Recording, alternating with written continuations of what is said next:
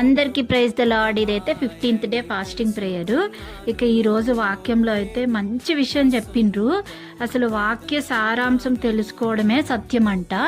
అంటే వాక్యం వింటాము వస్తుంది, రిఫరెన్స్ అడుగుడుతోటే మంచిగా బైహార్ట్ చేసిన వాళ్ళంతా చకచకా చెప్తారు. అట్లా కాదు, ఆ వాక్య అంటే దాని మీనింగ్ తెలుసుకొని దాన్ని బట్టి ఫాలో అవుతాం చూడు, అది దేవుడికి ఇష్టం అంట, అదే నిజమైనదంట.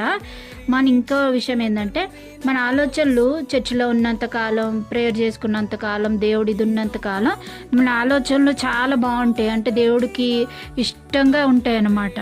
కానీ ఎట్లా అంటే మన ఆలోచనలు అన్నీ చెరపట్టి క్రీస్తుకు లోబడాలి.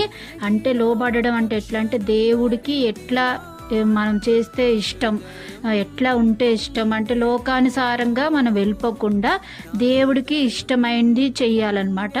చాలా లోకానుసారంలో ఉన్నవన్నీ విడిచిపెట్టాలి, అది దేవుడికి